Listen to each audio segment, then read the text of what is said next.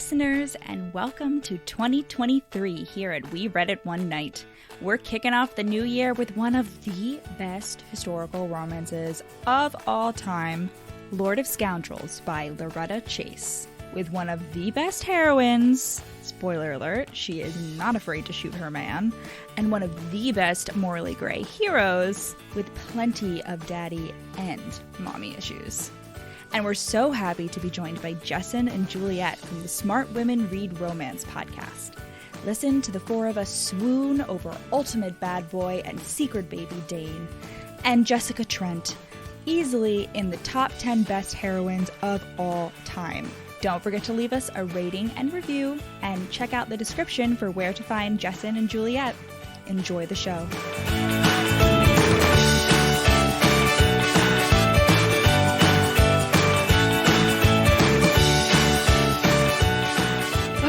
Hi, everyone. Welcome to our very first episode of 2023 here at We Read It One Night, and we are joined by some amazing ladies. Ladies, would you like to introduce yourselves? Yes. Hi, I am Jessen, and I am from Smart Women Read Romance podcast, and my Aunt Juliette Cross is with me as well. Hi, I'm Juliette Cross with Smart Women Read Romance. I'm also an author of paranormal. Gosh, I can't even think. What do I write? Paranormal and contemporary and fantasy romance. Yes. And I love your the I think your most recent series, like with all the like puns, like that's mostly Jessen came up with those titles. So I did. Yes. Teamwork makes the dream work. Yes, that's how we do most things. We plot party over margaritas, and you would not believe the power of tequila. I would. I really would. You know? Yeah. Yep. Absolutely. I went to my office Christmas party last Friday, and there were pictures of margaritas, and let's just say nobody on the team was having a good day the next day. No, I can't imagine. They had a good time that night. I bet they had a good time. We had a great time, but the rest of the weekend was moot. Yeah. So today we're doing Lord of Scoundrels by Loretta Chase, which is literally one of the best historicals of all time, in my opinion. Listener, I feel like most of our listeners kind of gear towards contemporary, but like this is just like so fun, and like the heroine is like the best heroine ever in historicals, and the hero is like like you want to talk about like hard on the outside, mushy on the inside, man, like he's like the template. Also, when I was reading, I realized that like he's Adam Driver, like the way he's described. Oh my god, I can't see it now. Can't see it now. I love it. I was like, oh my god, like when they make a film adaptation, Adam Driver gets the role. Has to be perfection. Absolutely. Yes. Yeah. And so like we wanted to have you guys on. We're big fans of your podcast. Yeah, we definitely I don't know when we decided that podcasting would become a thing, but we always get the question just like, how is it podcasting with your aunt? I'm like, it's normal, it's fine. It's normal. This is just our thing. All the time. We just now record our discussions. Oh, exactly. No, that's exactly how we thought about it. We were like, we're already doing this, so why not? Like, yeah. Were you guys always close? Like when you were growing up, like did you like live close to each other? It's absolutely. So nice. Yeah. She's the reason why I picked up books in general in the first place, and we started with like historical fantasy. That was where we had started off. We kind of went into like YA paranormal. Then Jessen wrote Twilight, and she was like, Twilight. Of course. We're big Twilight fans here. Yeah. And we have a big age difference, but it's like we have always been like the same person, and I don't know what that says about me, because when she was 14 I was like, yes, Jessen, this is so good, you know. But I'm an old soul, and of course you're fun. Young at very heart, Twilight, or whatever they say. Yeah. I mean, it helps when your aunt is a romance novelist. You know, you're like, absolutely. your cool points like are just you start at a higher level than like other aunts. Well, it was so funny because we talked about it. Like it really started a lot. The podcast idea, I think, came out of we would get ostracized at the family gatherings on Sundays, because we were always in the corner discussing books, and then someone would make a comment. What are you doing? Talking about books again? We're like, yes, go away so we can discuss, It was kind of a natural segue into podcasting for us. Yeah, I was like, we need to find our people. We need to find our people and let's podcast. Like, this isn't really doing it. I love that though. You have like family gatherings every Sundays. That's so nice. All right, do we want to get started on the book? Yeah, let's talk about the book. Absolutely. So I want to already mention my Adam Driver comment which was like my pre-comment, but I also want to say that this book, I hate the French language. This is something I've made very clear on on this podcast. Like, I just hate that none of it is spelled the way it's pronounced. I hate that it's like I really have a lot of disdain for it. Not for the French people, but like your language. And despite the fact that like 40% of this book takes place in Paris with like regular French phrases thrown in, like, this book is so fabulous that I not only could tolerate it, I could enjoy it. Like the first 40% of this book. Well, that has to be high praise. The hallmark of That's a good book is when there's a pet peeve that you can overlook. Oh yeah, that's true. That's true. We actually talked about that just recently, right? Like if it's not like really revving you up, you start nitpicking about all the things that are wrong. And this one, there's just like no time for that because it's glorious from the first second, Yeah, if you get swept away, the other things that maybe bother you when other authors handle it, they don't bother you as much. And I think that's perfect. Yeah. And I don't know if you do audiobooks. I almost exclusively do audiobooks, but this audiobook is narrated by Kate Redding, who is just like, she is the queen in my head. Like, she's just like the best you can do. So that was like a big perk for me. I haven't listened to this one in audiobook, but I have listened to Kate Redding and I really do like her narration. What other stuff has she done? She does a lot of Brandon Sanderson books with her husband, actually. Like, they tag team because there's a lot of like, there'll be like multiple POVs, but so and like romance. That's like her. Yeah, I feel mostly like the historicals and stuff. Mm-hmm. Yeah, I know like Mary Jane Wells is like the big historical narrator a lot of times, but Kate Redding added to the list. There's a historical narrator that everyone loves, and I don't know what it is because sometimes narration, it's down to if you like their voice or not. But everyone really loves Justine Eyre, and for some reason I don't like Justine Eyre's narration. It's nothing against her, but if I speed her up, I'm okay. I can. I speed everyone. Yeah, I speed everyone. We're at 2 times speed minimum. Yeah. I don't know if I've done any. I might have listened to Justine Eyre, but she's not like one. There's just like there's some that for some reason like the names get stuck in my head and I clock it. Like it's like Ileana Kadushin for Twilight. Like she's like we're like also obsessed with her. We're big fans of her for some reason. Yeah. I haven't heard that one either. Yeah. Yeah. She's great. She does a lot of like YA, I guess, like children's narration because she has a younger voice. And of course, that, like, Twilight. Like I feel like she's like set up for life, like she did. Absolutely. It's that like gravelly teen cool girl, like I don't know, like a post cool girl voice. Yeah. A little cry in there, a little emo. Yeah. Oh absolutely. Yeah. That's got it. Yeah. Nice. So speaking of like dramatic teen voices, Dain, our hero, is a very dramatic teen boy that we learn about in this prologue, which, okay, so I love prologues. I know a lot of people skip them. I don't know how you guys feel about them, but like sometimes they're necessary. This prologue is like, if you don't read this prologue, like the rest of the book is like not, you're gonna be like, wow, this guy's such a jerk. Like what the heck? Exactly. Problem, Yeah. But you read this and you're like, oh, little baby, I just want to give him a hug. Yeah. No, exactly. Like, and I remember the name, like I read this book like probably 2 years ago at this point, and like I remember that the main character was named Dain, and so this prologue was starting and it was talking about Dain, and I was like, oh my god, wait, like I don't remember this. What's going on? And then like by the time it got to like introducing his second wife, I was like, oh yeah, got it, like good. It took me a little bit.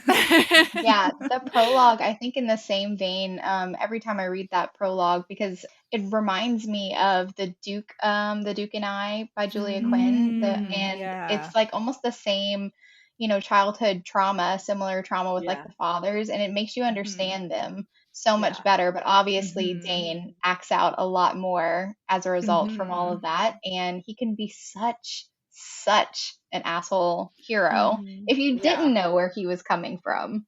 And I think that it's absolutely necessary in this Place case. of hurt. Yeah. This is like truly the wounded hero who acts out and becomes the villain purposefully. He becomes the scoundrel purposefully. And I thought it was brilliant myself. You're right. Like, you cannot just skip this prologue. Don't do it. It'll ruin the rest of the book. I know. You're like, why does everybody like this asshole? But well, I feel like some people, because like I'm a dark romance lover, so sometimes I'm like, I like him even though he is an asshole. Like, I don't even know his traumatic backstory. That would be us as well, but to each their own. But yes, we will defend an asshole. We will do it.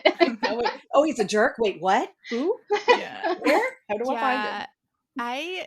Same most of the time. I draw the line at like being mean to their employees and service workers. You have to have a line though. You have to have a line they can't cross. Right. Yeah. Like fair enough. Like serial killerism, that's fine. Like totally fine. Cold-blooded murder. Yeah. Some light human but you better tip that waitress. Like, we're fine. You better tip that waitress. Right. Like, come on. Federal holidays are sacred. Listen. Yeah, if the rich mafioso is not nice to his housekeeper and treats her like a mother and respects her, then I mean, it's not good. It's not good. If he doesn't have a bodyguard who's also his best friend, like absolutely. Doesn't make sense. Exactly. Totally agree. Yeah. No, for sure. Yeah. I'm glad we can all agree on that. I know. Hive minds. Perfect. So I feel like the big thing about Dain from this prologue is that like his mom is Italian and like he looks like his mom, and that's like really bad. Like everyone's like, you're so ugly. Like you are. The dark hair. I love the dark hair and everything. Like, he sounds delicious. What are y'all talking about? Yeah. He's Adam Driver. That's what he is Adam Driver. His dad is really mean to his mom because his mom is like too into kink. Like that's pretty much like how it's presented, right? And then his mom like dips and he goes to school, he's bullied, and his dad's really mean to him, but then finally dies. Yeah. And that's where we are. Finally he dies. Yeah. His dad, when his mom leaves, his dad tells him that his mom is going to hell. And then when she dies, he's like, she's in hell now. And the dogs are eating her. And the dogs are eating her. Like, how horrible can you be? Right. Which in a way, the villain, like, using dogs to terrorize the child, that does increase the cat scale in a way if you think about it. It's like the dogs are baddies therefore. Yeah, okay. I agree. His dad like wants to deny that he is, but of course he has the like all important historical romance birthmark, which like always which is used to prove hereditary, like because they don't have DNA tests, so it's conveniently it's always in the same spot. It's a obscure shape, I mean, it's like a crown, just like everybody has one all the way down the line. Yeah. Right, which like whenever they say that, I'm like, all right, so this will come back, like this will somehow be relevant. It wasn't. It was just for color, but like, listen, fair enough. Like it's a rule, like we can all follow it, it's fine. So he also like his title is like Blackmore, his courtesy title, and so like he does have like there's like a racially charged nickname that he gets in school, Blackamoor, which is like a type of a description for like Black English people, I think. Right. So I do want to flag that because it may take some readers aback. I mean, it is like a term that was definitely applied to like Spanish and Italian people, like in the Regency era, like sort of the darker people complexion. Of color at the time. Yeah. But I just do want to flag that so that nobody's. Yeah, I think that always when you read older historical romances, you can expect it. That's some uncomfortable things are gonna be in there, but also just like the awareness of it, as long as you're aware. I think that's key. Yeah. And this book really was on the lower end of like all of that. Like 1995, when you compare it to some other, like we were saying earlier, like it's the problematic, elements of the story are pretty low compared to a lot of books that I read set in the same written in the same time period for sure. And honestly, compared to some books that were written like 10 years later. It's true. It's or true. even 5 years ago sometimes. Right. Yeah. Like sometimes you're like, really? Let's Like, be honest, ladies. Yeah. No. Yeah, so he like went to Eton, he was bullied, then he beats up his bully, and like suddenly now he's the cool kid. He like basically like, he's the king of is them like all now. Yeah, he's the Lord of the Scoundrels. I'm like, well, exactly. Yeah. I just thought it was epic how he rises above by just beating them to a pulp. Yeah. Like, oh my gosh. He literally has to fight his way to the top. But I also love like kind of the disdain that he has for all of his followers. He's like, I literally just beat you all up and now I'm like your savior. Like, are you serious? Y'all are so dumb, but I guess I'll be your leader. And all of his friends, all but like one, seem like total sycophants to me. They're all just like, absolutely, because he's like the big man and they just all want to hang, like the mafioso king or something. They just want to be close to him, and be which is kind of where we have the heroine's brother comes into play, which is hilarious. Yeah. Oh my gosh, Birdie. Oh, he's such a mess. So we cut to the present day. Yes. He's hanging out. He's hanging out with Birdie, who for some reason like has a lower class accent, despite like definitely also going to the right. Like, am I wrong? They really just said like, this is how we're gonna show he's dumb. Somehow he like managed to adopt a different accent. Like, I don't know. Like he's like foppish, but also just a little dumbers. I don't know what's happening there. I don't know. I think at one point Dain compares it to like he has like he was like, wow, I now know how Bertie Trent feels to like have like all like the necessary brain but the inability to use it, or like something like that. Yeah, exactly. And so that's what makes it necessary for Jessica, who is Bertie's sister but is not dumb, to come in and try to like rescue, like quote unquote rescue him from Dain. And that's how they meet. They are like in some kind of, it's like an antique shop or something. Yeah. Yeah. Yes. And he knows the value of antiques. One of my favorite scenes. Yes. Love. This meet cute, if we can call it that, is probably one of my absolute favorites. I also love the fact though too, before we get into that part, like that Jessica is so like, she knows how dumb her brother is, but yet she loves him and is like, I'm still gonna protect him from this asshole or whatever, but also God help him, like he's just so, it's giving like Wednesday Addams in a way. Like, I don't know if you've seen like either the original or the new series. Like, I can think he's stupid and I can, take advantage of him, but nobody else can. Nobody else can. Right, it's the ultimate sibling relationship. Like, I can beat up my brother. He's my dumb brother. Yeah, exactly. But yeah, Jessica's like so competent and like hot and like amazing. I think that that's one of the most attractive qualities about Jessica is how smart she is. And I also love how she's not sheltered because of her grandmother, Genevieve. Like, she's like this like hot name in Paris. They're like, ooh, remember whenever Genevieve was younger and she was here and stuff? And Jessica's like, yeah, my grandmother showed me all the ropes and this little like was it a pocket watch, I think, that and like the skirt of the girl popped up. It was like a risque nudie or something. Yeah, he thought he was going to be all like, fluster her. And she's like, oh yeah, I know these. She gets out her little like quizzing glass or she's whatever. Like, my grandma will love this. Like, yeah, absolutely. She's like, what the hell? I loved it so much. She throws him off his game and it's wonderful. It is. It's perfect. Yeah, and he is like immediately as soon as like she does that, and as soon as she also like shows us she knows a lot about like antiques and everything, he's like, am I attracted to this? Like, am I attracted to like a woman like showing me up? I think I am. And I was like, you are. I think you are, sir. Yeah, I feel like he immediately jumps to like I don't. This was like interesting imagery, but it got the point across. He's like, I want to lick like right, okay. I want to lick your head to Joe. Yeah. It's awesome. So then she finds this like grubby little like picture, and she's like, oh, this is nice. Like, maybe I'll buy this like for like really cheap or whatever. And he like doesn't think twice about it and file that away because that is somehow going to become like, Yeah, that's like the huge main plot point. Yeah. Very big. Yeah, and Jess, like, also just in the scene we get her perspective, and she's basically just like, God damn it, like, he's so hot. This is so annoying. He has such big hands and he has such muscular thighs, and I hate him for it. And her grandma Genevieve at this point is like, oh, like Jessica's like, I have to save like Birdie or whatever. And the grandma's like, well, okay, he's really rich. Like you could just marry him, and like then you would be really rich, and that would also solve the problem. And Jessica's like, no, like he sucks. I don't want to marry him.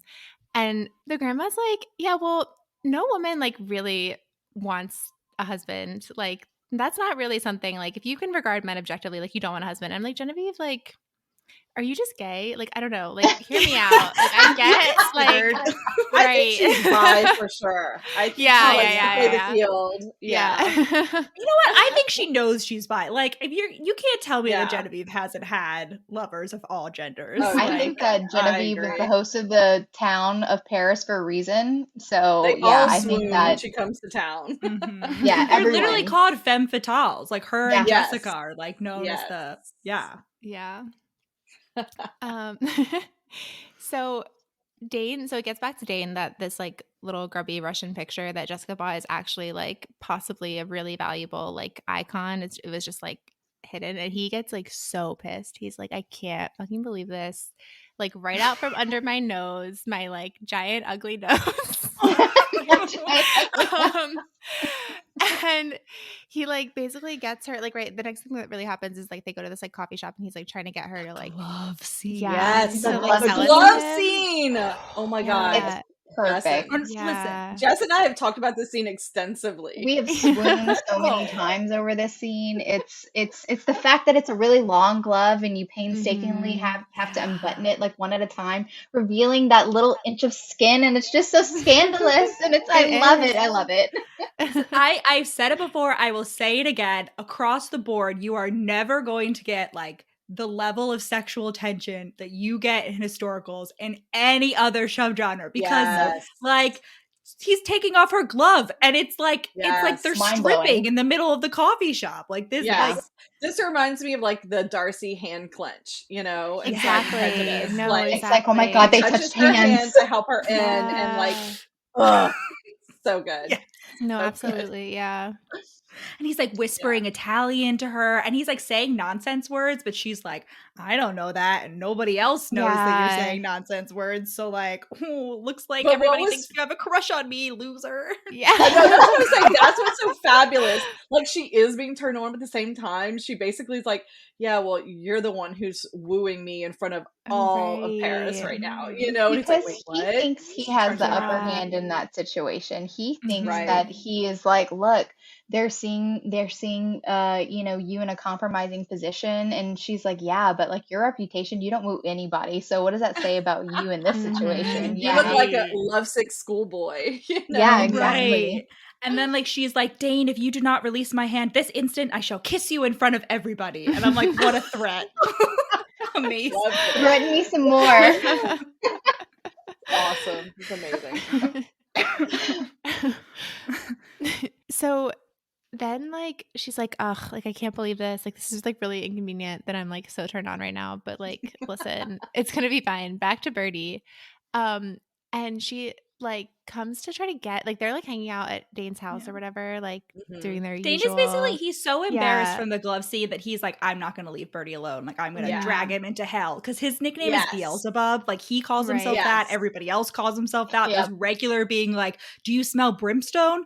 It's Dain. Like so he goes out of his way to drag him to like every like, you know, gaming club, every like, you know, hellhole he can think of. And of course Jessica has to go find out what's happening. Be like, where's Birdie? He's supposed to come to a ball with me tonight, and he's not here. I'll give you one guess. And I love how she doesn't hesitate at all to just walk in by herself to Dain's lair. She's just like, I'm going in. And she like hears a gunshot, and she's like, oh my god. Like normally I wouldn't be concerned, but like I know my brother. If there is a gun within like 5 miles from here, he will somehow like step right in front of the bullet. She like runs upstairs, and her brother like is on the floor, but he's asleep. And Dain is awake. And in the process of like being undressed by like 2 sex workers. And she's immediately like, all right, like I've done my job here. Like, stay away from my brother. Goodbye. Little smirk over her shoulder and then like squishes out the door. Yeah. Which he can't believe. He thought, surely she would be appalled and she would, faint or whatever, like a woman. But no, she's like, oh, okay, just making sure he's all right then. Bye, And of course he goes after her. I love that the guys like all have a bet and stuff about this too. Yeah, I know. Like all of Paris is like betting about like, him like following how long will it take? Yes, for this to happen. Yeah. Oh gosh, that scene. Yeah. Oh. Let's all take a moment for the chase scene. Through the Paris streets and the kiss in the rain. Oh. He goes after her. She calls him chivalrous and sweet, and he gets so mad that he kisses her up against a lamppost, and he picks her up with one hand, as he's been threatening to do for this entire book so far, and her bonnet comes off. Ooh. It's just getting really steamy underneath the lamppost. Yeah. There's so many memorable scenes in this book, I swear. Like, it's just like, when I reread it recently, I was just like, oh my God, oh, I love this. Oh, I love this scene. Like, I kept saying it to myself over and over, just so good. Yeah, no, I hadn't read this book in a while. Like, it's been a few years. And I, like, as soon as I started reading, I was like, I could give a summary of this book right now because there's just so many, like, beats that are so memorable. Yeah. Okay, so it's violent, it's sexy. They're both like, God damn, it's so inconvenient how hot the other person is. He's like, wow, she's like doing a great job of faking that she's actually into me. Like, wow, this is like the best show I've seen in a while. And then he has this like flashback that is important to like when his school friend, like I guess he died because he would like for some stupid reason, like a few years ago. And he goes to the funeral and like his sister starts like hitting on Dain and like he's like oh like I like she's so great, like I'm in love with her, whatever. And then like the first time they kiss, like all these people run out of the bushes and they're like, oh my God, like you've been caught, you have to marry her now. Yeah, and try to like get him to sign all these papers to like pay off like all the debts of like money. Every extended family member. Yeah. And so like since then he's like that is what makes him like really suspicious of like anything. Yeah. Well, and I think because when we're in his point of view, he talks about that he's only with sex workers. He only pays for sex. Like he doesn't have relationships. There's no point in it. He finds that like useless, and so that's why suddenly he's attracted to this lady, and what is he to do with that? I mean, he can't like, what is he supposed to do with this, which is great. And in that flashback, we get the really important line where like, the uncle is like, you have to marry my niece. Like, if you don't, like, I'll do, like, if you don't, like, it's against your honor. Yeah. And then Dain is like, then shoot me, and like walks out. And remember that line. That was foreshadowing. The best. This is why Jessica is the best heroine, because of that. Oh yeah, that's my showdown scene. I love it. Yeah. Okay. So all of Paris is like shipping them. All of Paris is like, oh my God, like they're into the gossip. So this one hostess is like, I'm gonna get them at a party together because like I want to like see everything that see what happens. Yeah. So she invites them to a party. Dain, meanwhile, is like keeping Jessica's like umbrella and her bonnet like in a trunk where he's just like, no reason. Like I'll just look at them like 10 years from now. Souvenirs. Yeah. So they're at the ball. Dain appears in all black at the stroke of midnight. He waltzes up to Jessica and he is like, oh, you didn't save me a dance? Snaps her fan in half and is like, this is my dance now. Let's go. It's like, forget everybody else who signed your dance card. I'm the only one you need to be worried about. Love the energy, man. Love it. Yeah. Yeah. I was like, super alpha. I am attracted to this. Like, I'm not gonna lie. Like, am I turned on? Hot. Yes. That was hot. Thank you. And he's like, you find me irresistible. And she's like, it'll pass. And I'm like, no, it won't. Their banter's so great. I love it. It's one of my favorite parts about the book. Like, yeah. Because they can keep up with each other so well. Like, there's no, they're like equals in every way. Absolutely. And then the garden. So, I thought I mean, you could kind of sense this coming because it's repetition of what's already happened to him. But I also, even though he's such a dick for doing it, it's like I understand he thinks it's all a play on him again, you know? So it's like I hated him, but like not quite that much. But also I love Jessica for what she does, you know, after they're caught. And so he abandons her topless, basically, in front of all these people and then just walks away and is like, yeah, no, I'm not going to save you from this. You're on your own. Yeah. You know? And something I thought was interesting is that like this conflict is resolved like relatively quickly. Like I feel like in a lot of books this would be like the conflict and like this would be what they're working through until the very end. But like no, it was kind of just like, oh yeah, like less than halfway through, we are both dumb and wrong. Like, okay, glad we got past this. Yeah. Because so she's like, you can fix this. And what she means is like, you're scary. Just tell them all they didn't see anything and they will pretend that they didn't see anything. And he thinks he's like, oh, she's trying to trap me into marriage. Like, just so like all the women, because that's all they want from me is my money, you know, because he can't see himself as worthy, which of course I love that. You know, sort of trope, but oh, baby boy. And then he tells Jessica, shoot me. Did she say shoot me? Shoot I me. don't remember exactly. Then shoot me. Yeah, so he says that line again. Oh God. Yeah. So, and listener, she does. What she takes him up on that offer. She's like, watch me. Dressed in red, like fiery woman of rebellion, woman scorned. I love this shit. Right. Like it's she brings the drama. She brings that drama and it's necessary and I love it.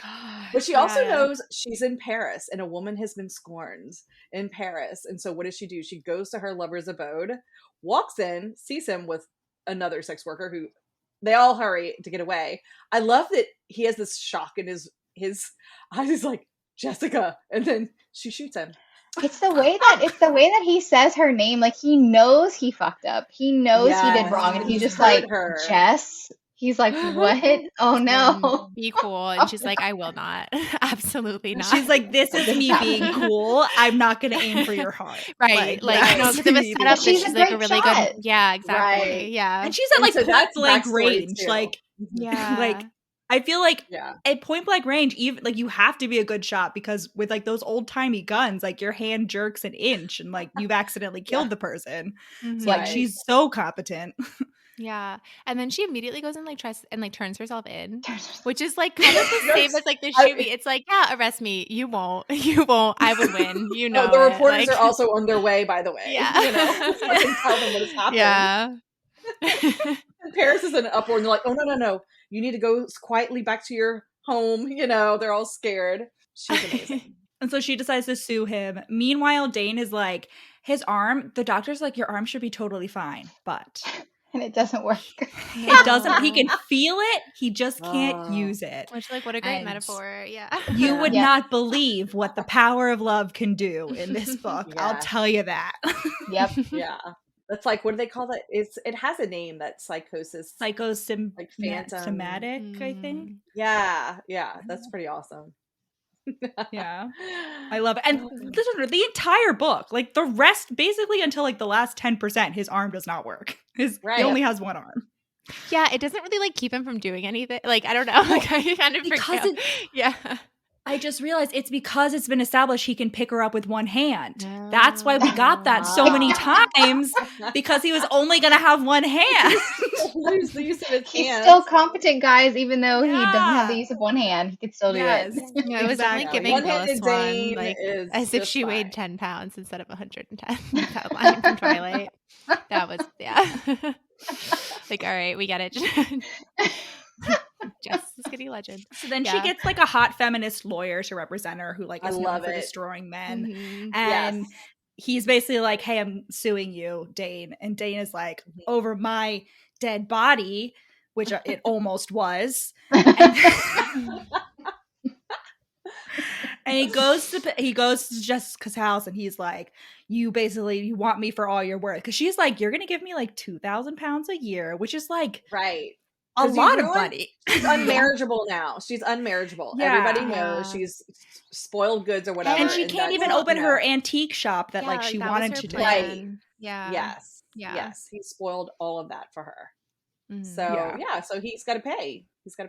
And then he's like, and I like the solution. he's like, listen, if I'm like, usually when men pay this much, like they get exclusive ownership rights. So like, yes, I'll do this, but we have to get married. And they're like, Jessica's like, no. And he's like, yes. And then Jessica's like, oh my God, he's like a fragile little boy. He actually really wants to marry me. And she's like, masculine pride was an exceedingly precious and fragile item. Like, I know what it is. It's like when little boys bring the girls they have crushes on snakes and lizards and like pull their hair. Like, that's what's happening here. She's like, okay. I like how she's insightful about that part of him. She realizes this. Yeah. Yeah, go ahead, Jessen. Just like the vulnerability. Yeah, he has like an inner child. He has a little boy that like needs to be, he hasn't healed his inner child yet. Because he's like afraid when he says that. Like, he's like, I want exclusive rights. But also she can see like the fear in his voice, like his face, like she's going to reject him. He's expecting it, you know? And so that was awesome. Yeah. That was an awesome scene. And I honestly like, because normally I've like, as I've read more and more romance, I get like less and less of a tolerance for books where the whole plot is basically just like woman has to give free therapy to man in order for them to get their HEA. And like that book, this is kind of that book, but for some reason I was like, no, like this works. Like this works for me. I don't know. Yeah, I'm not really sure like why, but like, yeah, I really loved it. Agreed. Okay, so then basically they get married. He has like evil horses. Those don't come back either, but they were fun. Like, wait, he got them from a circus. Yeah. And they prance on purpose, but everyone's like, oh my God, demon horses, they're uncontrollable. And he's like, no, they're trained to do that, but nobody knows. I think they're drama queens. I love that. Yeah. Man, the lengths he goes to cultivate this image. Yeah. And then there's like some drama with like her aunt with the wedding. I feel like that's well, like, we have to talk about the ride. Fine. Okay, the carriage ride through Hyde Park, where he takes her on a carriage ride with his dramatic horses, and she's like telling him about like the lingerie she got for his wedding night, and he basically like almost crashes the carriage. He's like, you need to stop talking right now because I am going to explode. And it's amazing because immediately she's like, oh, okay, I know how to like, I'm in charge from now on. I see. Like, you know, in case there was any misconception. And then he gives her a little engagement ring that's red, like the dress that she shot him in, and like the blood that she spilled specifically. They're so dramatic. He's so dramatic. I love it though. It's like so perfect. Yeah. And the thing with her aunt is like Jess is basically like super stressed at planning the wedding, and he's like, you're skinnier. Why are you skinnier? What the hell? She's like, well, I'm super stressed. And he's like, that's what servants are for. Excuse me. And then he like sends his servants over to like plan everything and like make everyone leave her alone. And I was like, I want a man to come over and like take all my responsibility. Yeah, we start seeing his soft side, like truly caring for her, you know, and I like that. So this whole plot we mentioned like the betting thing. So I just want to like flag the whole time we've had like Vautry and Beaumont, this like side people, and like Beaumont is basically just like mischievous and like scamming Vautry. He like basically loses Vautry a lot of money like betting on Dain, and so Vautry is super poor and like getting desperate. So, and Beaumont tells him that like this icon that Jessica has is like worth a lot of money. So he's like, just so you know. Yeah, there's like a lot going on here, like plot. I don't know. I just feel like a lot of moving pieces, and like most of them come together, and some of them are just like for color. But keep that in mind. Okay, so they get married like super quick, relative, like halfway through the book, like it's done and dusted, and now they're on their way to his like house basically. And on the way, they run into one of his like old school friends who's like totally wasted. And he's like, he's like, oh, like, that's a nice hooker. And he's like, listen. That's my wife. Not speak of my wife in that way. He's like, nah, you would never get married. This is a joke. And Dain is like, all right, well, okay, shirts off. Like, we're going in the backyard. I have to beat you up now. That's it. Yeah. Like a schoolyard fight. But I love this scene so much because it just highlights the difference in how Dain sees himself and how Jessica sees him, because he's like, she's looking at me like this brute and like I can't control myself or whatever, and she's like cheering him on, like, yeah, like, get him. And like, she loves it. She loves it. Like, look how sweaty his muscles are. This is nice. She's like calculating the odds. She's like, well, this guy's like blackout drunk and also like doesn't look like he'd be that good at fighting. But Dane's arm doesn't work. So like should keep things interesting. Even, but yeah. But like as a result, so like he does that and then afterwards he just like continues drinking with that same person and like his friends. And so like basically ditches her on their wedding night.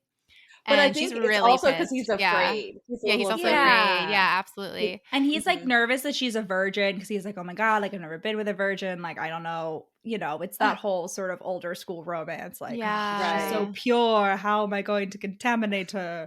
And then like she has this line. She's like, she realized she had spent most of the day tense with mingled anticipation and anxiety for what it turned out wasn't going to happen. And it's like, listen, hard relate. Like that's the worst. I can't explain. I know. Like you spend like like you're so like hyped up for something. And then you end up having to wait. Up. Yeah. But then he's like super embarrassed. He's like, wow, like I got really drunk and then made this like person take care of me. Like that's embarrassing. And I was like, you're right. It is. Like good for you. Yeah. You acknowledge it. How self-aware of you. Yeah. Yeah, so they get to his house. It's super big. Like they meet all the servants. They're like hanging out in the library and she's like reading Don Juan to him and he is like, it's funny. Like I hate having emotions. And then she's basically like, I could make you eat out of my hand if I wanted to. And he's like, I would like to see you try. And I was like, hell yeah, you would, Dain. Like you would love to see her try. He knows what he's inviting. He knows. Oh yeah. Oh yeah. And you know what? She does try and she gets an orgasm and then she immediately falls asleep. And he's like, oh my God, she's like a guy. Like, this is what men are supposed to do. Like, we're supposed to come and fall asleep. What the hell? Yeah. Like, now I have to carry her to bed with one arm. And then the next morning she like wakes up and is like walking around the house like exploring as you do. Like obviously that's first order of business. And she finds this like old picture of his mom. She's like, oh, she's like, wow, this is like the one person who looks like him in this house. Like that's so weird. And she like immediately moves the picture to like a more central place. Mm-hmm. And and then he's like, oh wow, like that's my mom, the whore. And she's like, wait a second, what did you just say? Like that's rich coming from you. Like yeah. And then he's just like sitting there. He's like, yeah, but like she left me. Like what about me? Like obviously not out loud yet. Yeah. So and this like this is when Jess realized she's like, oh, he doesn't just have daddy issues. He has mommy issues too. Yeah. All right. Mm-hmm. She's like, all okay. the ghosts are coming out now. All the ghosts are she's coming like out. rolling up the sleeves. All right, this is going to be a little more work than I thought it was, but I'm ready. Yeah. And then he's immediately like tries to go to this like boxing match with his friend and like ditch her again. By and himself she's like, again. Yeah. And she's like, listen, I shot you once. I will shoot your horse next time, which is a little rude. Like, listen, she's like, if he tries to leave on the horse, she's like, I'll shoot the horse out from under you. Yeah. Like, I'll take you out.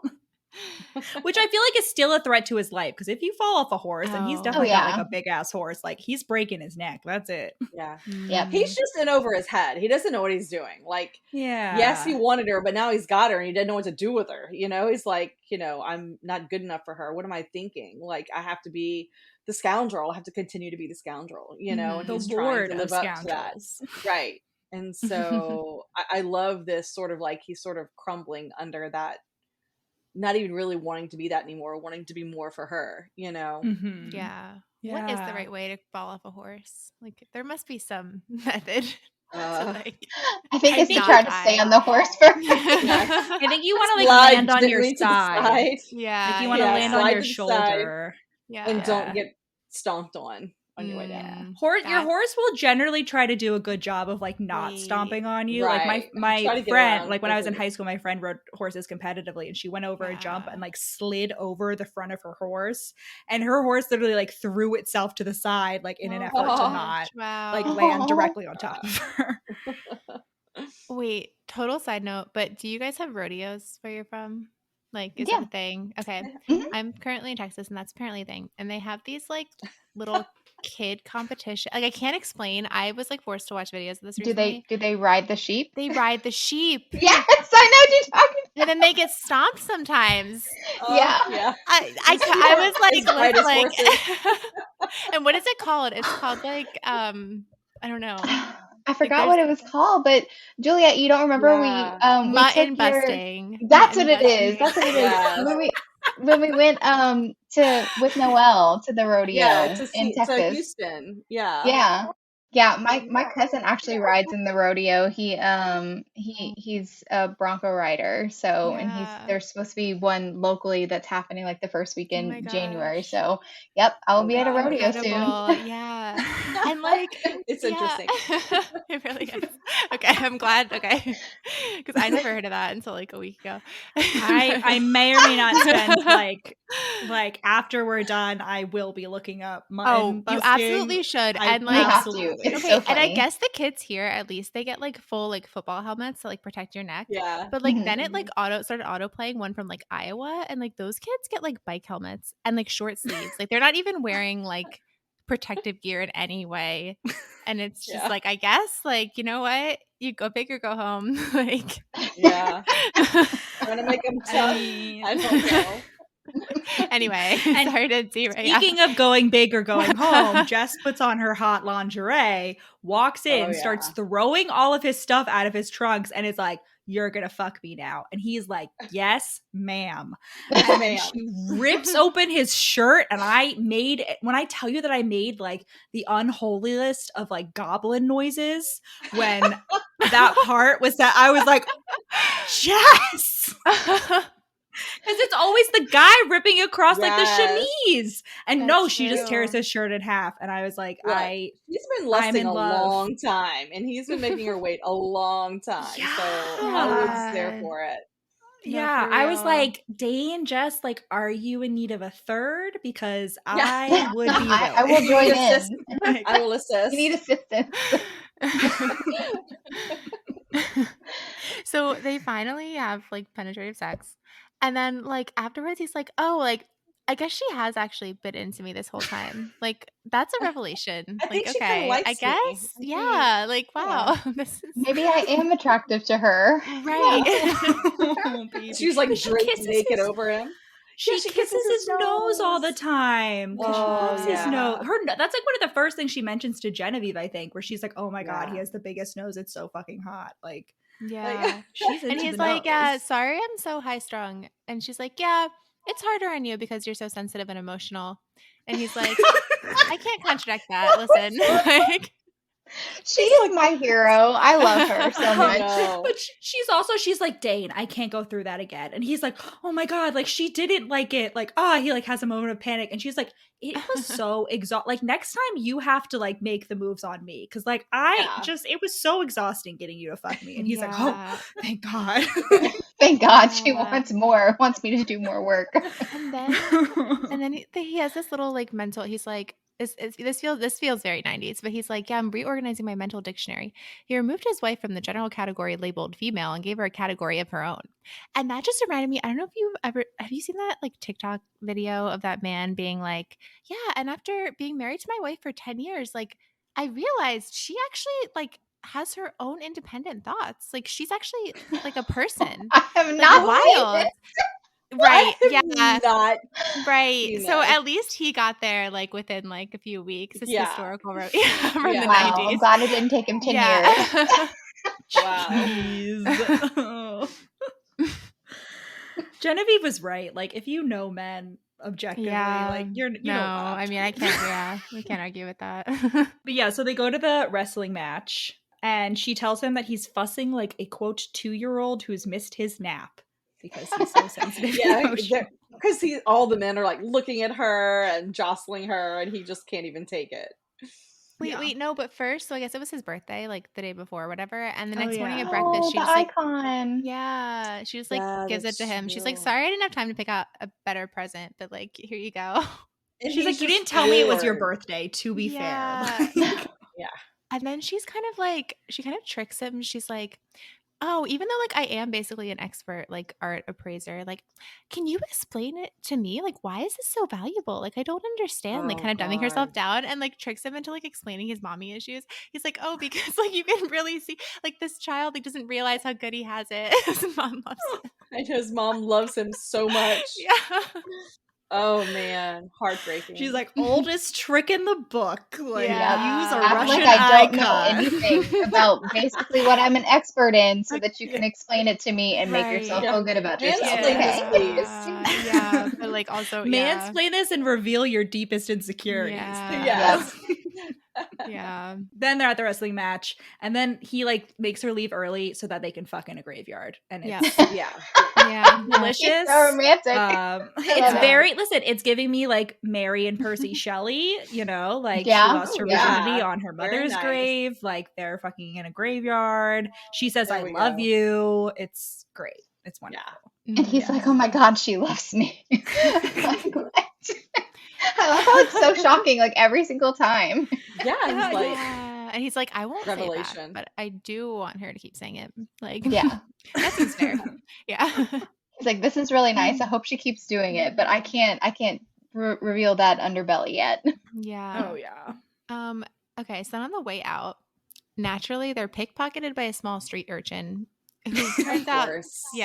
who naturally turns out to be his like child. He looks Like, just of like course. him. Yeah. Oh my God, he has the nose. Oh my And then he God. has the Birthmark birthmark somewhere. too. Like, Yeah. Right. Oh my God. Wait, is that established? Oh, like no. I was, okay. I was like, wait. Anyway, is this the child, like, little naked? street I urchin's don't name is understand. Dominic, and the backstory was basically that like that Dain like had sex with his mom Charity, who's like a sex worker, and she like purposely like got pregnant and then kept the baby because she thought that it would be like her meal ticket. Mhm. Yeah. And Dain was like, "That's not how that works. Like, chill out." So he like pays for his kid, but he doesn't, you know, like do anything else. And Nothing so she to like do with him. yeah, she Right. she doesn't take care of the kid very well either. So like she's brought him here and like That attempt to breaks like my I guess, heart. oh Yeah. my God, When this poor little I boy. love when Jessica, like he's trying to hide it from her. He's like, "Oh my God, get Right. the kid away so that she doesn't know that I have a kid." Yeah. And she realizes it immediately, is like, "Wow, that's your son.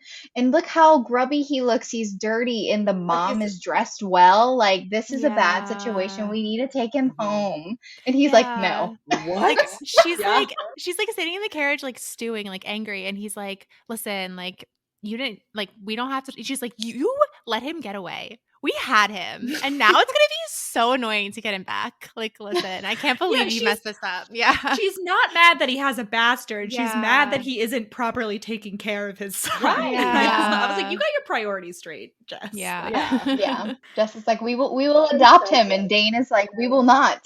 We will absolutely not." yeah, because it's just basically like the cycle playing out again, like the exact same thing. Like he's like being the same way to this kid as his dad was to him, like Yep. but out of like Right. self-loathing. Yeah. Right. And they've all Yeah. there's been stories like even the servants were talking about the sea urchin in town causing a ruckus, like he's like causing mayhem everywhere he goes because he's trying to get his father's attention, you know. Yeah. So we also get a side plot. Vautry and Charity decide to team up to like steal the icon because they want to get rich. Because doesn't Beaumont like say how like the icon's worth like way more than it actually is? Like it's a nice icon. It's worth a good amount of money, but like the amount of money he's saying it's worth is like ridiculous because he's just trying to manipulate Vautry because he's jealous of Dain. Yeah. Oh, and there was like that weird thing we skipped over at the beginning where Beaumont was like basically he was like being a peeping Tom, like trying to watch. Yes. Yeah. Like he's trying a to creepster. Right. And so like that's another reason he's like really pissed that he's just like trying to like There's also some weird undertones that like it's implied that like Beaumont is gay or at least like is attracted to men. And so I was That's like what kind of like I don't I really thought as like that like well. that's the origin of him being the villain a little bit. Like I was like, this is 1995. I kinda missed that. Yeah. Well, I was able to pretend that didn't exist. So Yeah. hopefully other people. Yeah. Overlook I didn't. that. I like didn't. Yeah. Yeah. So Jessica is like when Dain like won't listen to her and like get the kid back, like she's like, all right, well, fine, have it your way. Like I will just be completely like, of course, I will just obey every order, and you're gonna get what you asked for. And he's like, wow, this is really annoying. Like I don't like Like this. 3 weeks. He's like, why are you not acting like yourself? What is this? Yeah, he's like, I got what I asked for and I do hate it. And he's like, yeah, she's like viewing this the same way as she like viewed when I was like fucking over her brother. He was like, well, you got him into this mess, you'll have to get him out of it. And like her, like, well, you got me into this mess, you'll have to get me out of it. Like, what? Just because I am the father of this child, I have to take care of it? Like, you have the audacity to expect me to take accountability for my actions? Like, how was I to know that my actions would have consequences? Listen.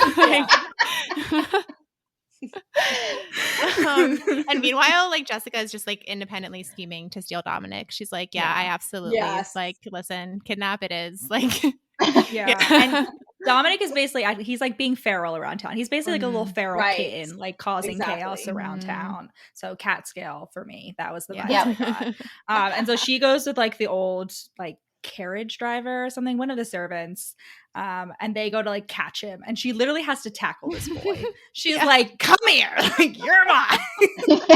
I love how she starts like kissing him. Like, she's like, he doesn't know affection, and she's like, I know what'll throw him off guard. I'm gonna just kiss him, because oh god, that breaks my heart though. Yeah. He's like, oh, get off. What is this? Affection? I don't know what this is. It's so sad. What is love? And then Charity shows up and she's like, oh, like, my poor son, I couldn't find you anywhere. And Jessica's like, listen, let's cut it. We know. Right. Like, straight talk here. Like, what do I need to pay you to sell me this child, basically? Like, yes, give me the price. Charity's like, I want the picture or bust or 20,000 pounds. Like, which because that's just what she thinks it's worth. And Jessica's like, all right, fine. Like, I'll make it happen, or I will just default to the kidnapping plot, like, one way or another. It's not kidnapping, because that's the thing. She goes to Dain and she's like, listen, I'm going to give him the icon. I'm going to do it regardless of whether you tell me I can or not. But like, I just wanted to tell you first. You know, I didn't want to like go behind your back, but like, I will do like this too, because sometimes I hate it when these plots turn to, oh, I'm going to hide this secret from him, and then this is going to become the third act conflict, and like it just pisses me off. And so I was so happy she was just upfront, like, this is what's happening. Yeah, you know, and he was I'm going to get this boy. Yeah, he was like, did it occur to you that I would try to stop you? And she's like, it occurred to me you would try to stop me. Like, yeah. You try. She's like, so I can give him the icon, or you are his father and we're in Regency England, and so you have all the legal rights to him, and so you could just go get him. Just go get him. Right. Yeah. Is that actually true though? Yes. Like, so you could just completely not support your bastard at all, but like, if you decide to, you just thought, great. Yes. Yeah. I mean, that checks to be out. fair, Dain does support him. He like gives 50 pounds. Like, he does. But he's not like legally required to, or is he? No. Yeah. He was giving him money, but not caring for his welfare. Does that make sense? You know? Yeah. There is like a whole, like, the way the legal system work is like, like, men weren't required, but, and you kind of see this in the way that like the village is reacting to Dominic just, you know, being feral and causing chaos. They're like, we're not tolerating it. You guys need to do something about it. And it was that, like, a lot of times if a man like got a woman pregnant out of wedlock, like, he'd either be required to like pay for her or like marry her. Like, the parent, like the church would often like step in, because they're like, we don't want all these like feral orphan children running around. Like, they need to be taken care of, because like, if you're not taking care of them, like, the church has to take care of them, and we don't want to do that. So like, there was kind of a social thing, pressure, maybe. Social pressure. No, I definitely get that. I was just like, it would be bold if like you did legally like own the child but had no legal requirement to take care of it. It would completely check out with how everything else worked then, and kind of today, like, if you think about it. But like, checked out. Yeah. Okay, so he's like, fine, I'll just go get him. Like, fine, but you can't come. Yeah. And she's like, and he does tell Jess all about his like childhood trauma, and like they like heal that. And then he's like, basically, you can never leave me, because 1, I will kill myself, and 2, I will hunt you down and bring you back. And I know that that's toxic. I know that that's unhealthy. But he's talking about his feelings for once. Yeah. Listen, he's being emotionally vulnerable. That's really hard. Progress. I'll kill myself, or I will hunt you down like prey. Right. That's what I'm saying. It reminds me of I don't know if you guys have read Marrying Winterborn by Lisa Kleypas, but stop it right now. I don't know. Yes. Look. But at the end when he's try to go anywhere and see how long it'll take me. Try it. Not 5 fucking minutes. When Reese says try it, I almost faint. I love that scene. I reread that scene on good. a weekly basis. But Yes. Yeah. Reese Winterborn. Oh my God. Reese Winterborn. Look. That is one of my favorite rereads. So Charity and Valtteri are on their way with Dominic. They drug him. Yeah, they give him laudanum. Yeah, which I guess wouldn't have been bad except he's just allergic to it or something, which also Dain is. And so he's really sick by the time he shows up. And they do the trade basically, right? He gives them No. So basically, Valtteri's supposed to be keeping a lookout for Dain, but then he looks away from the window for 5 seconds to look at Dominic and be ooh, gross, a vomiting child. Mm-hmm. And so that's when Dain shows up, and so they hear him pounding up the stairs, and Charity is got a blast, get my kid and jump out the window, and Valtteri's I will not be getting your kid, so he just leaves Dominic there while these irresponsible adults abandon the child, and Dain comes in and thinks that Dominic is just a pile of dirty rags. It's so sad though, and then he has a choice though. He can go after Valtteri through the window, or he can take care of his child, and he takes care of his child, and I'm thank God. Progress. I also love how Jessica sent him with a bag of toys. Oh my God, he's a child. We need to give him things, and he's what? He's okay, I don't know how to care for a little human, but okay, we'll listen to you. You're smarter. I think we get in his point of view too. I think we should mention that so much of his rejection of Dominic is that he reminds him so much of himself. Yeah. Just this sad, rejected, unwanted little boy. Dark skin, big nose, dark hair. Doesn't fit in. And so when he finally I know this sounds it's very symbolic or weird or whatever, but when he finally loves Dominic, it's he's finally loving himself a little bit, letting go of that past. And I don't know, I thought it was brilliantly written. Yeah. No, that's what I wrote too. I was he's helping to heal Dominic, and in doing so, he heals his inner child. And I was Loretta, yeah. Look at this. And then Dain realizes, he's oh my God, my arms are working. And I was yes. How did that happen? He's healed. Inside he is healed. That's the power of love. And he's a really good dad. I don't know. Which I was would he be a good dad when he's never had a good parental figure in his life? I don't know. But I'll accept it. We'll accept it. Yeah. So then we have one last drama. The gatehouse is on fire. Of course it is. God. Because Valtteri is now desperate. He's plan B. Valtteri's lost his mind. He's still in debt. He still needs money. So he's what better way? Let's rob them. I want the icon still. But he wasn't expecting Jess to, be such a force. Show up and start pounding his head into the wall. Literally. She's hanging it on the floor. She's you will not take this. I was this chick is so my idol. I love her so much. And I love how Dain has to interfere and be okay, let's not kill him. Yeah, she is, some might say, an icon. She's an icon. She's an icon. She's a legend. She is the moment. No, but she literally is Dain, I would have killed him if you hadn't pulled me off. So thanks for doing that, because that would have been messy. Yeah. If I killed him. Yeah, a lot of paperwork at the very least. And Dain debriefs Valtteri, and he's all right, I know the perfect punishment. You're gonna have to find Charity and marry her. That's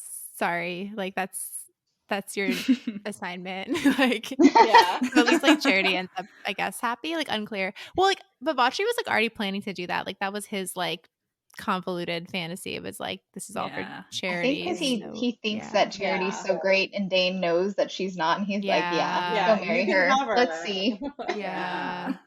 And then they also, there's some, I didn't really catch it all, but he tells Valtteri to do something that'll make Beaumont very upset to get revenge on him causing this in the first place. Something he's I don't know. And then him and Jessica have a moment, and he calls himself the Lord of Scoundrels. And I was like, roll credits. There we go. Roll There credits. it is. Yeah. And she's like, let's fuck. And he's like, you just beat up a guy. Like, what, are you sure you want me like on top of you? She's like, you could be under me. Yep. And he's like, thank you. Yes. Yeah. Yes. Yeah, her Dom vibes were coming out. Oh, Right, she's such a like- Dom. Oh my God. It's such, yeah. This is Like, the closest Dain we're likes to getting pretend to kink in he's a the 90s Dom. historical, but yeah. Yeah. Yeah. So they wake up the next morning to like screaming. And it's basically Dominic running around naked around the house. And Dain is like, okay, put on a shirt. We don't run around naked. And Dominic is like obsessed with him and like they're super cute. And then Dominic is like looking at his bed. He's like, is that where you got my mom pregnant? And Dane's like, yeah. And he's like, is that where you got like your wife pregnant? And Dane's like, yeah, but it's a secret. And Jess is like, how did you know? And Dain is like, I can count, dude. Like, you've been married like 6 weeks and you haven't had your period yet. Like, I know math. Yeah. Which like is really bold. Like, you're just gonna be like, yes, of course, it's absolutely regular. Like, I know. Well, listen, it always is. It is always regular. It's true. Never unless it's like a Francesca Bridgerton issue in which she can't. She's like has infertility issues. Like that's it. That's the only circumstance. Yep. And then the actual credits roll. Yeah. This was like the mid credit scene, like the post, the like Marvel like movie finale. Yeah.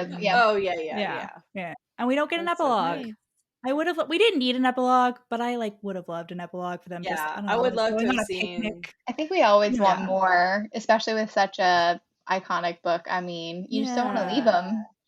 I would love to have just seen them like several years in the future with a bunch of little dark-headed children running around, Yeah, like a Christmas scene, maybe like they're all opening presents and like Dain is like, oh my God, my children are loved. Like, this is beautiful.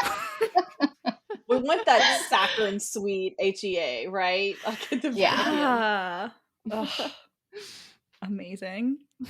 It was so good. Okay, so drum roll. The cat scale. Okay, now that is it 1 to 10 is the cat scale? Yes. Yeah. 1 is the lowest, 10 is the easy most. 10 because Jessica is a cat. She is 100% like has internalized the cat personality because if you piss off a cat, they are 100% gonna come and fucking kill you. Absolutely. Yeah. If cats had opposable thumbs, they would shoot you 100%. So like when she comes in red and dramatic fashion, that is the cat like knocking your shit off the desk and don't you dare but talk back to me, she was a queen and just reminded me so much of like the cat personality. It's true. I do still have scars on my hands from the last time I tried to cut my cat's nails. So, like, Jessica absolutely silly woman. Like, let me get the most use out of them before they're cut off. Yeah. And I feel like Dain also was kind of a cat, like in a different way, but like I don't know. That's what I would say too. Yeah. It's like the way that they like watch each other and they're waiting, to make their best move. I think that they both have like feline qualities, definitely. Yeah. Dain is like he's like the feral tomcat with like the big puffy tom cheeks, and then he gets like rescued and like neutered, so like he's just gentle and nice. I mean, he's not like actually neutered, but like tomcats become like super nice and like caring and maternal when they get is it neutered or spayed? I always forget. Either way. But so that's Dain. Like Dain got like rescued, and like Jessica was like the resident cat and was like, I guess you can stay. I guess. And then, once his belly rubbed, a week later, they're like curled up in the cat bed together and it's beautiful. Yeah. True. Like and then Dominic is a feral kid, like I said. Right. Oh, absolutely. 100%. It's like the Aristocats.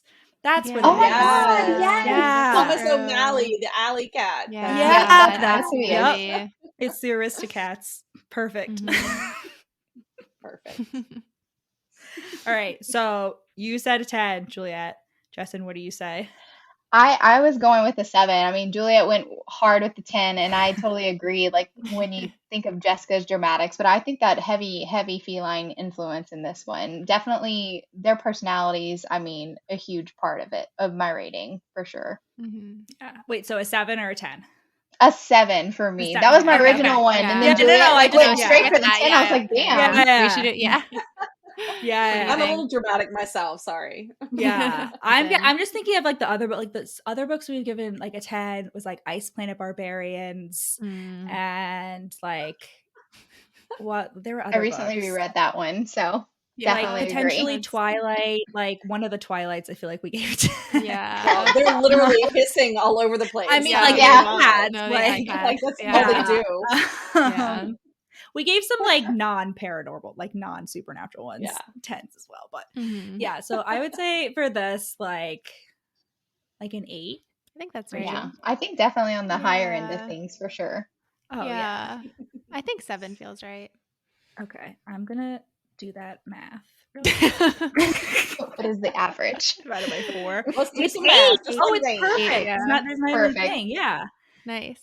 It's 8. All right. 8 out of 10. Heck yeah. Perfect. It's a good one. I feel like somehow it's like an infinity symbol. Right. It is. Yeah. For like Jess and Dain's together. love. Yeah. Like, they'll live forever. Okay. All right. So will you tell our listeners where they can find you both? Well, you can find us on anywhere that you listen to your podcast at Smart Women Read Romance. You can also find me on YouTube at Jessen Reads Romance. I review all kind of books. And of course, lovely Juliette. You can find her loads of places. Yep. I Juliette Cross author on Instagram. That's where I love to hang out the most. I just love Instagram.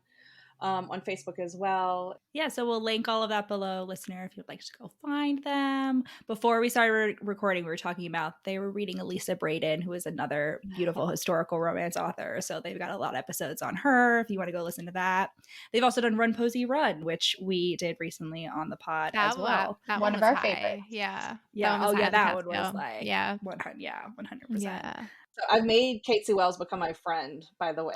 So that was Rachel's first like real dark romance, like mafia romance. So ooh, what an introduction. Pretty good one. Yeah. The Psycho one. That one's a good one though. It's one of my favorites. Yeah. Somehow you're like, oh, but he's such a sweet boy. He may be a psychopath, but he's a sweet psycho. He doesn't know that he's falling in love with her. Why his tummy's upset. Like I love those scenes. Oh yeah. When like man feels love and thinks he needs to go to the hospital. Like it's like I'm having indigestion. No, you're falling in love.